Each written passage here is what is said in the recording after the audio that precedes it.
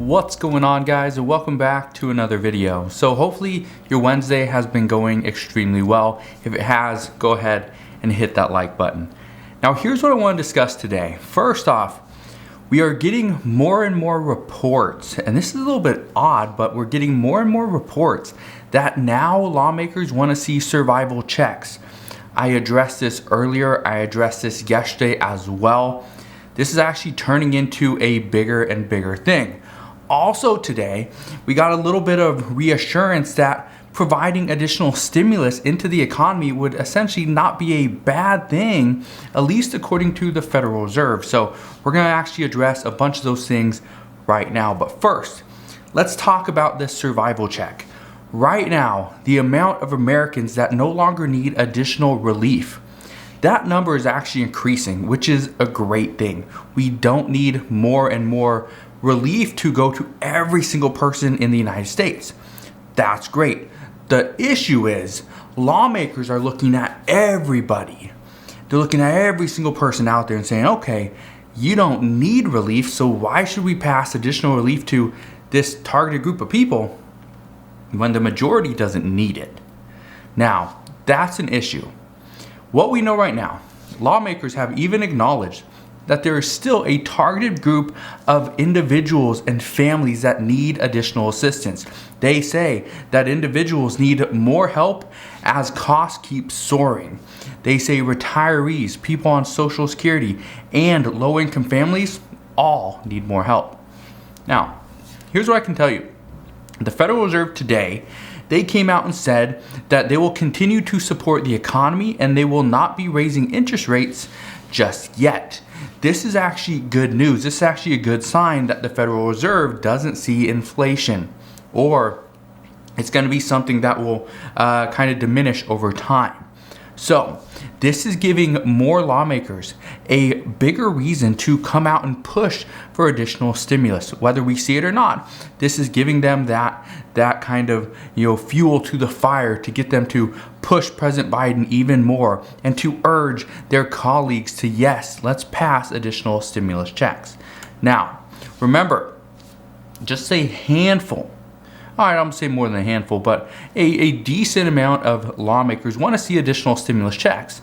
The problem, though, and I addressed this earlier on today, is that there are just as many people as of right now that want stimulus checks that want survival checks.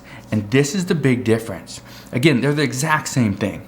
They're the exact same thing, but one has a different overall look to it. One is going to the economic stimulus to stimulate the economy, to provide the United States with the foundation to not only open up businesses and get people back to work, but it can self-sustain. But a survival check is more, okay, here's some money, just try to make it through the pandemic.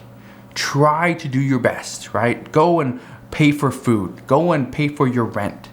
Go and pay for your car payment or whatever else you need.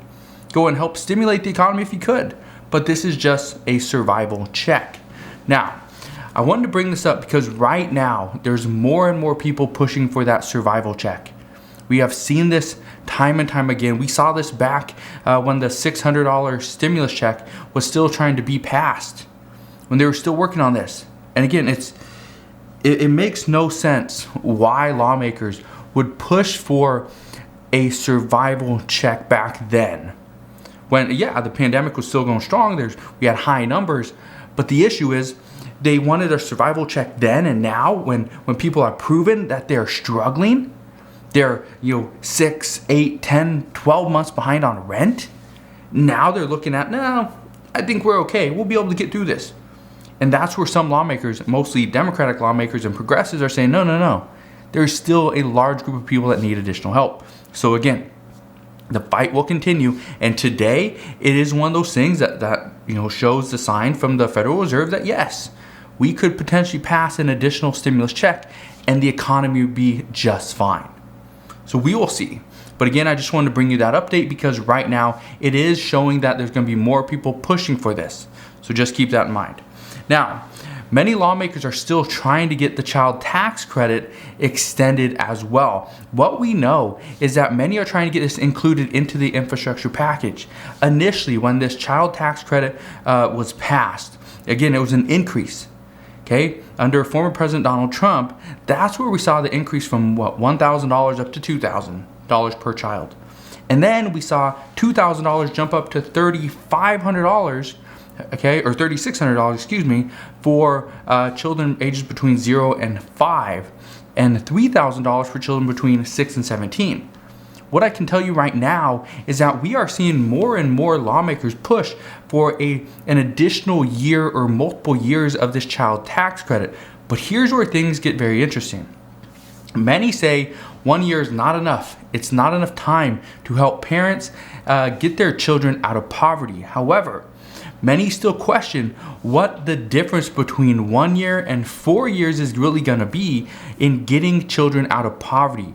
We'll get them out, but the problem is, will they stay out of poverty or will they fall right back in once these child tax credit payments go away? Well, a handful of experts say that an increased child tax credit is perfectly fine and would do wonders for not only the economy but the American people. But they're making an argument here, saying that making these payments a monthly payment, this changes the entire thing. This changes the entire framework and landscape of this child tax credit, which essentially makes this a universal basic income. Now, here's what you need to understand. If you give somebody, let's say $300 per month for one child, and this is only going to go on for, let's say, 6 months between July 15th through December 15th, it's perfectly fine. But what many experts are now questioning is, what would the end result be to many of these parents and these children who were relying on the government for $300 or $250 per month, and this went on for 4 to 5 years? What would the end result be? And here's what we know. The end result would be too many people would have higher expenses and they would not have the income to cover it. That's the end result. That is what many experts are saying. That's what many economists believe, that this would only do a disservice to the American people, not help them in the long run. So I bring this up for the simple fact that some lawmakers, okay, I remember maybe it was Pramila Jayapal or Ilhan Omar, or one of them, a progressive. It was a progressive, I just don't remember which one. They came out a while back and said that it's stimulus checks or child tax credit. And again, I'm paraphrasing, I don't remember exactly what they said, but it was like stimulus checks or the child tax credit extension. So the reason I bring up this child tax credit is because now there's so many reports saying that no, let's not extend the child tax credit, let's leave it the way it is. If anything, you can increase it, but do not do monthly payments. And so that's where this new talk of, okay, let's bring in the survival checks. Let's bring those back. That's what we're hearing. And again, it's crazy that lawmakers go back and forth over, no, let's pass a stimulus check. No, let's do a survival check. No, neither one's going to work. Let's do a child tax credit payment or a parent tax credit, right? So this is where these talks and these issues keep on coming, is lawmakers keep going back and forth, and it's just trying to figure out who they can get on their side, who they can get the support of, in that current day, and then they'll try to kind of, build off of that and change their messaging, change their verbiage, change their plan, and they'll change it based off of who they are working with, who they're talking to, and who they're trying to get the support of. So again, it's crazy, but that's the way Congress is working as of right now. So we know that this is interesting because at the same time, all this is happening, we're also getting many states that are canceling the emergency COVID-19 SNAP benefit program. That is where instead of getting the minimum, you can get the maximum amount of benefits. You can get a 15% boost. Right? That's what we're hearing, is that right now many states are actually getting rid of this. Some reports are indicating that many governors are trying to go after the SNAP benefits, as this is a way to get back or get the people back to work. Not only get rid of unemployment benefits, they say let's get rid of the SNAP benefits as well. Let's get rid of these bonuses. Instead of giving people the maximum amount, Let's give them back to the minimum, which I think is like $16 a month, or I don't remember. It's something, it's pretty low. But let's go back to the minimum. Let's not just automatically give somebody the maximum amount of SNAP benefits of the nutrition assistance. Let's also not give people the 15% boost. Let's also not extend it multiple months. Let's just end it. That's what's currently being discussed. And so this is where many lawmakers are now saying, well, we need to work on, providing additional assistance to people that do not have enough food, that are food insufficient. And so again, it's not great, but this is where Democrats and Republicans are just butting heads, is because they can't figure out what is the best way to take care of the American people. Is it to provide pure infrastructure and then the economy will be better off, sustaining itself in the future? Can we wait multiple years to see this actually, pay out? Or do we need assistance today? That's where we're going. Now, in regards to this infrastructure package, here's what we know. There's now a group of 21 senators that support the framework, just the framework. We don't have many details, just the framework of the proposed bipartisan deal.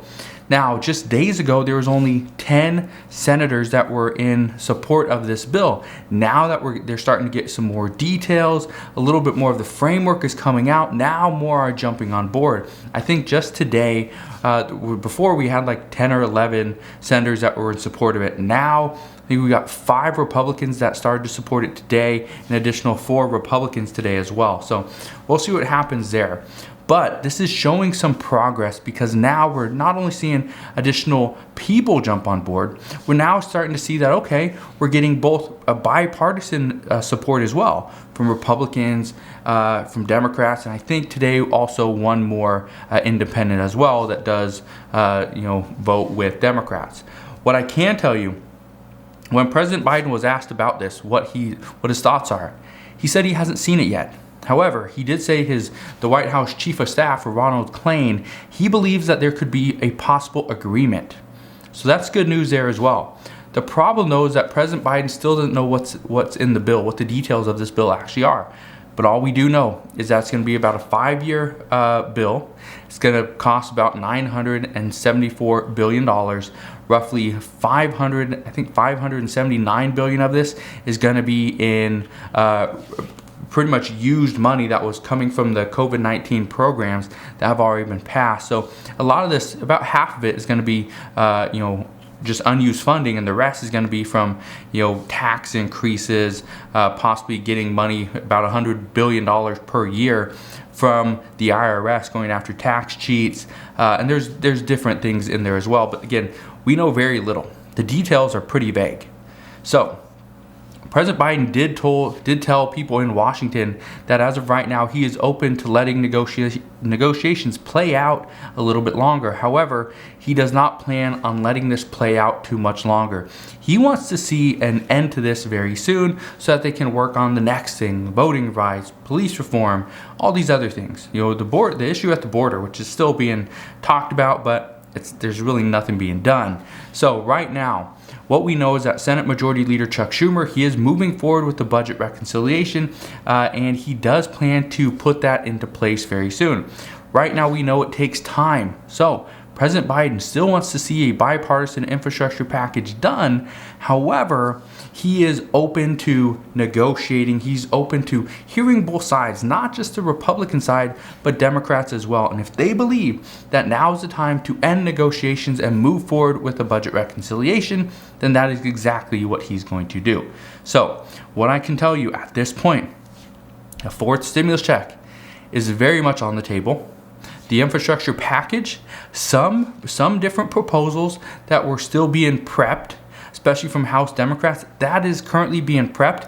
It's not really being discussed. Many do not anticipate a House, a proposal from House Democrats would be sufficient because of the Senate and Joe Manchin, Kyrsten Sinema. They would most likely reject this, so there's really no point to push forward with something like this. It has to get the backing of President Biden, and President Biden currently doesn't know what's in that bill either, so how could he back that one either?